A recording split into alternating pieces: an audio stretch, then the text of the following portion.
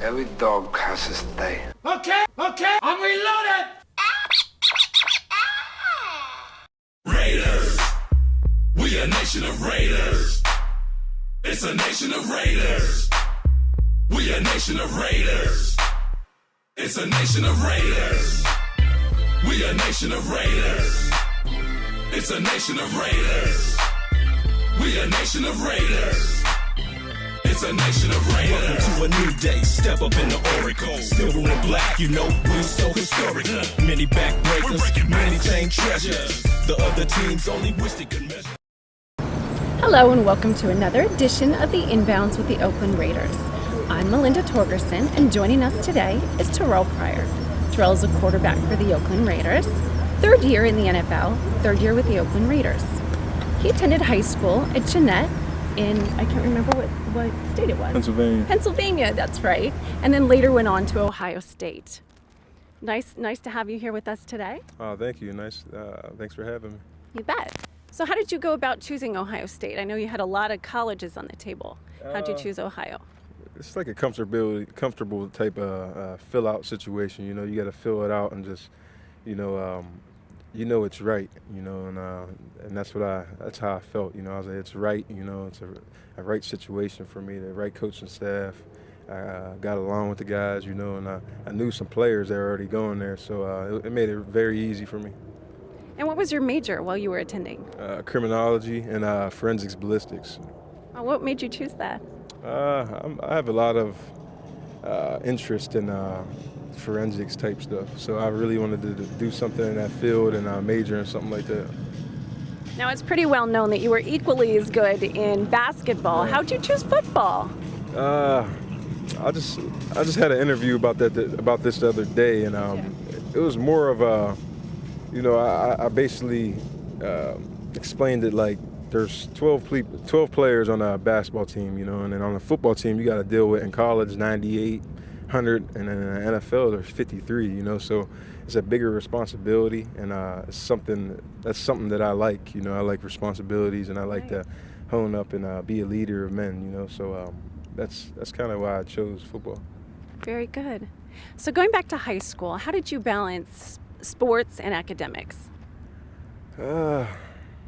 I think you have to fill out the situation. You have to get your studying in for football, but you also know without football without school you can't play football. So I had to balance the two and understand, that I had to have a balance. It was hard, sometimes I'd have to stay a little longer, after practice and watch film, and get things done in the morning and in terms of homework, and maybe stay up late a couple times, but at most, you're going to do it for 4 to 8 years, that type of situation. So you just got to keep it balanced and know what's important. Nice. So as far as diet, what kind of diet advice do you have for students out there that are trying to eat healthy? I think I've been watching my diet, and I've been drinking a lot of fluid, waters with pH levels, like 9.5 pH, alkaline water. Pretty much, and greens, broccoli, fish, all different types of greens. I really like I didn't like it at first, but at the end of the day, what's going to fuel what they say? What my mentor told me was, you're like a Ferrari. You're not going to put 87 gas in it. So I put the 91 plus in, and that's eating the right foods. The greens, things that aren't very, very tasty, but things you need. That's great advice. That's a good way to put it. It's simple. Yeah. So as far as exercise, what do you do to stay in shape and stay fit? I make sure every day I try to get some core work in. I like to make sure my core is fine, because it has to be very tight, in terms of a strong being in the pocket, and having bodies around you and the way you're throwing the ball. So I have to make sure my core is very tight and compact and very strong. And make sure I run a little bit. I have to get a jog in, get some calories. I try to get on the bike and knock out about 100 calories a day on the bike, and who knows how much I knock out on the practice field every day. Yeah. I just try to stay busy and make sure that I'm in shape, and make sure that at all times, no matter what the quarter is for me, that I'll have energy at the end of the game. Nice. So what do you do as far as injury prevention? I do a lot of cool tub, and some children or kids may say, hey, how do you, we don't have access to that. You can make a very cold bath, and go buy ice bags and dump it in there, and then get your body in there, or maybe buy a brand new.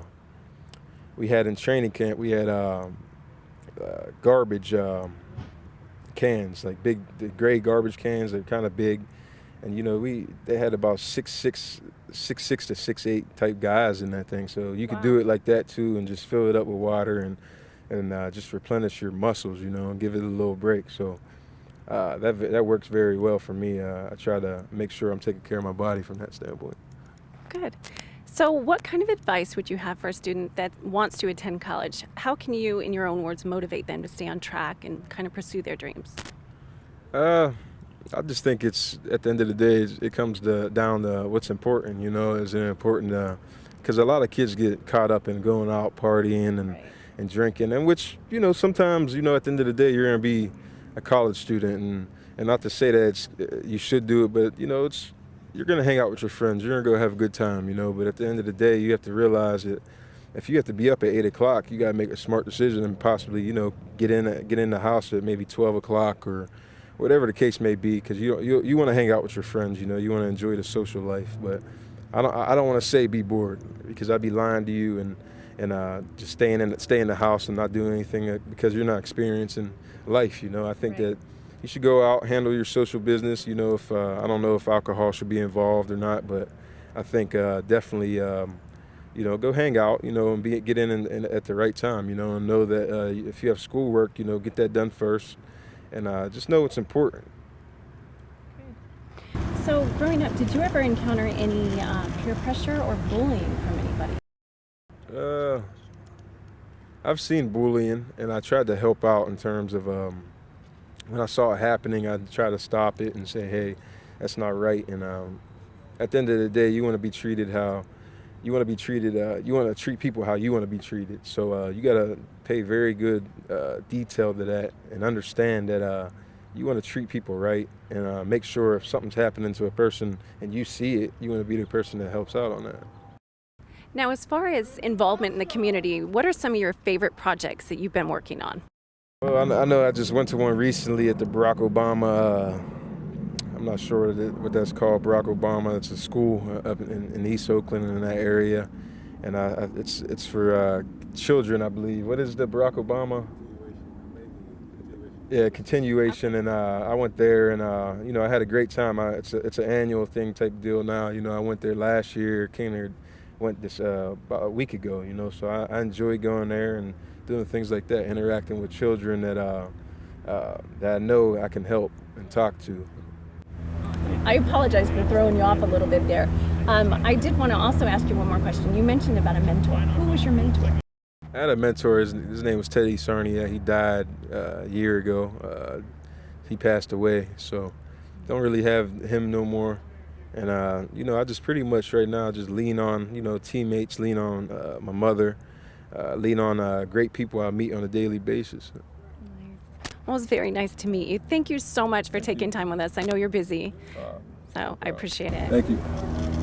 This is Melinda Torgersen signing off with another episode of InBounds. We'll see you next time.